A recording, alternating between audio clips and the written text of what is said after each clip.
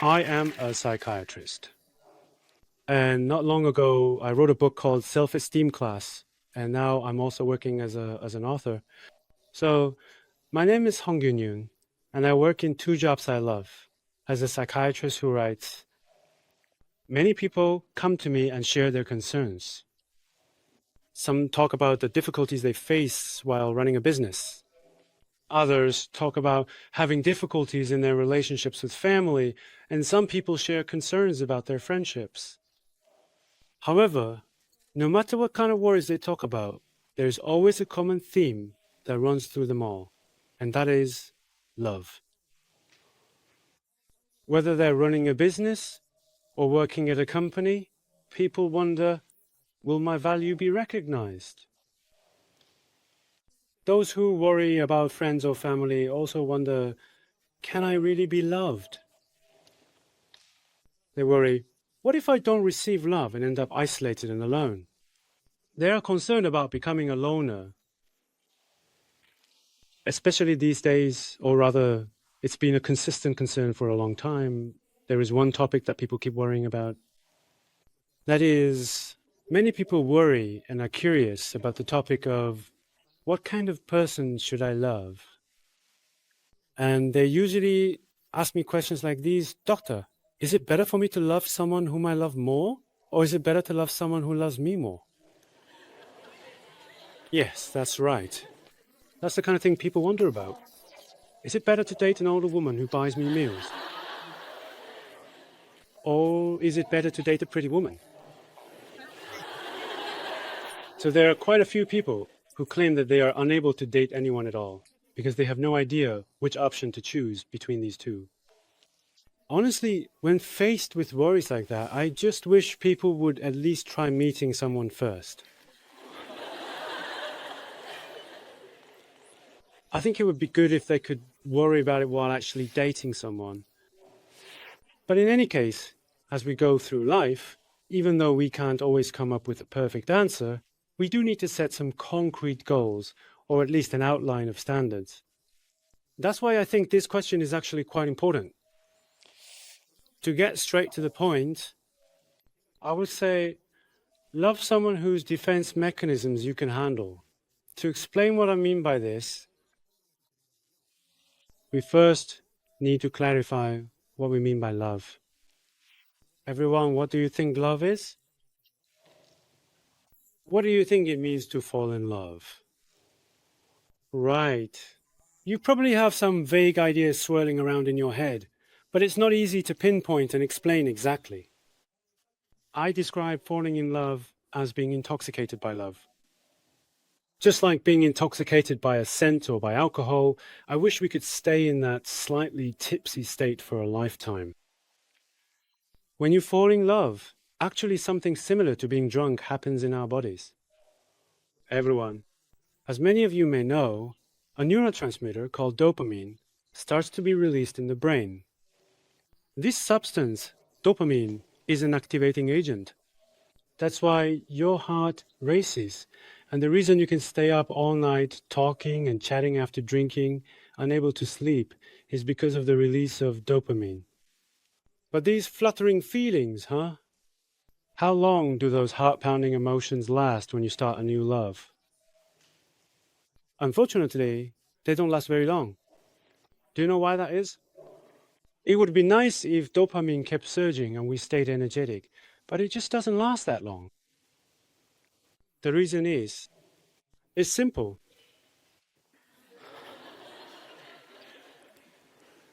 Excessive love, excessive excitement, those things aren't actually that good for your health.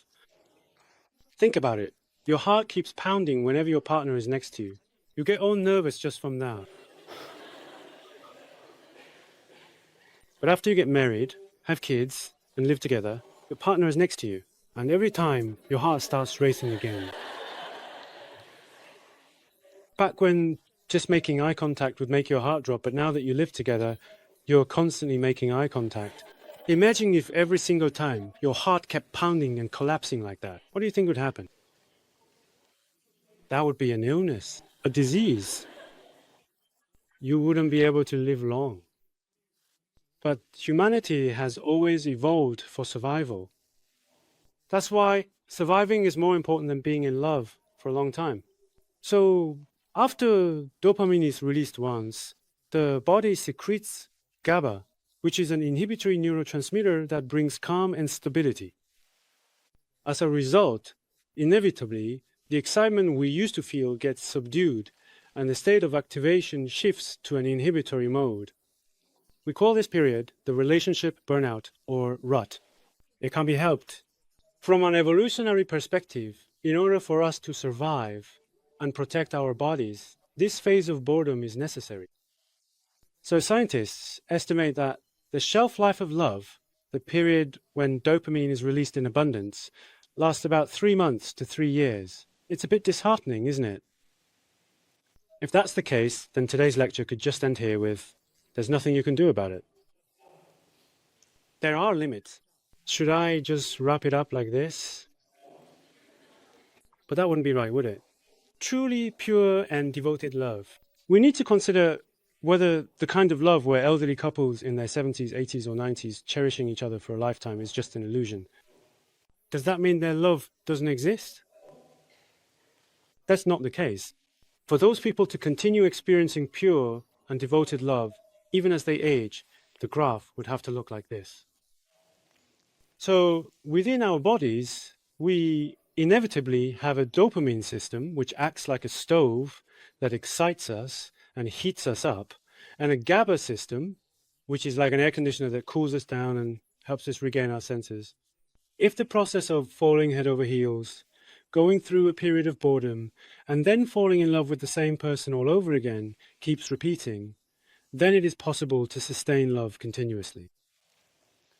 Therefore, what's needed is a process that allows us to move from this period of boredom when things have cooled off to the next dopamine phase without any major after effects and without making it obvious.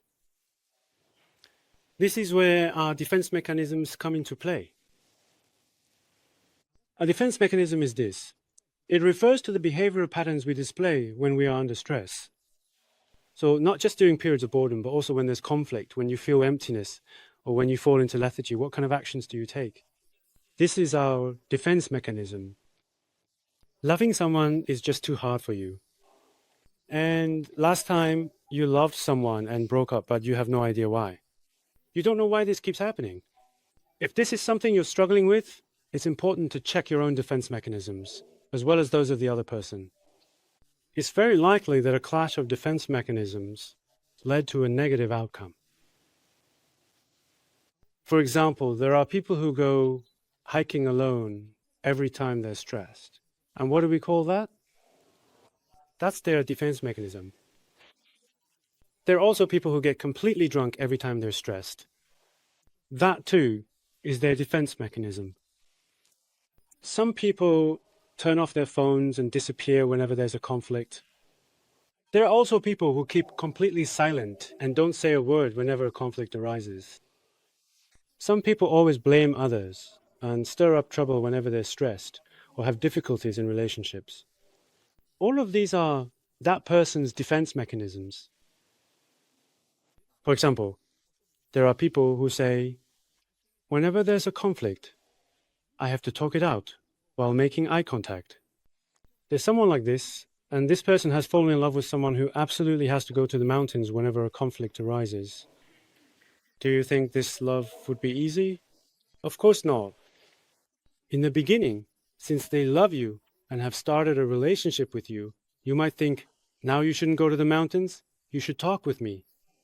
They might make promises and resolutions like that, but within 3 months, there's a high chance that person will end up going to the mountains alone.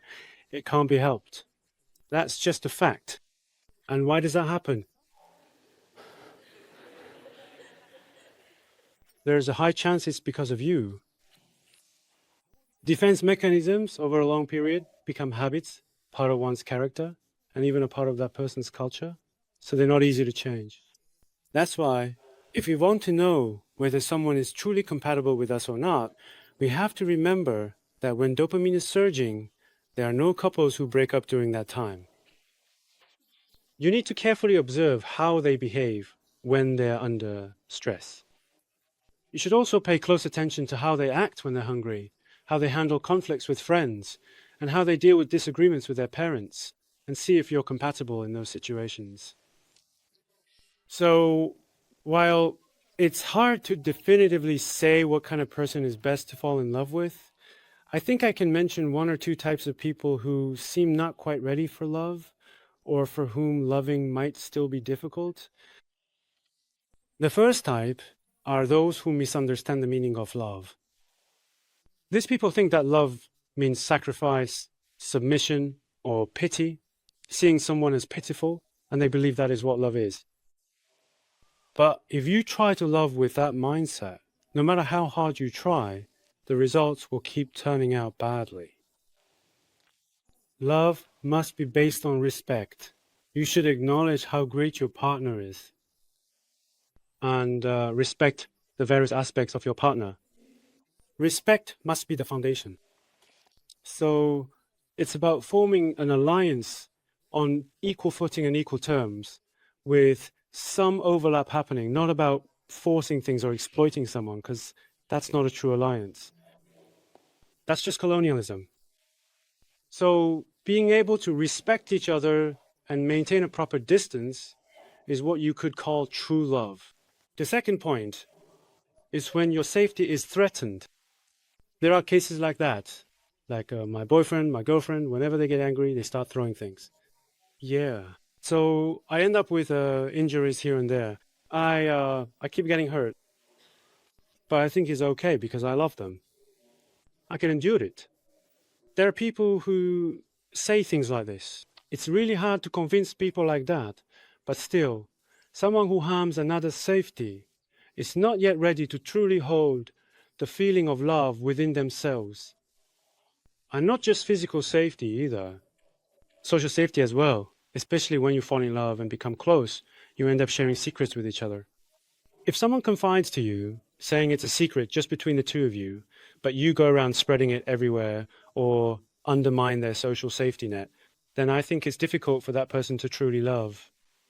So then, how can we meet someone who has mature defense mechanisms? Some people actually test this. They deliberately create stressful situations to see what kind of defense mechanisms will emerge. So they intentionally create stressful situations. They purposely show up late for appointments or try to provoke jealousy, even going so far as to act like they're seeing other people. So they see if that person has a mature defense mechanism.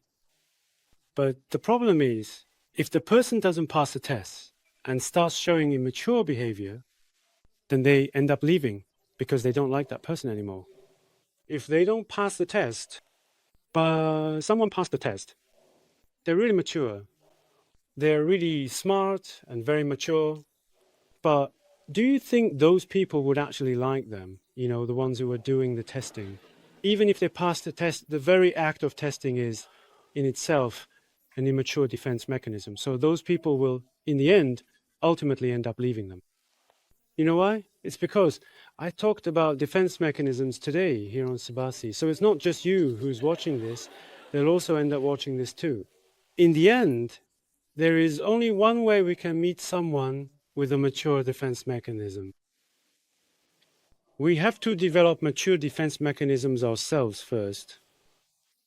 So how can we develop mature defense mechanisms?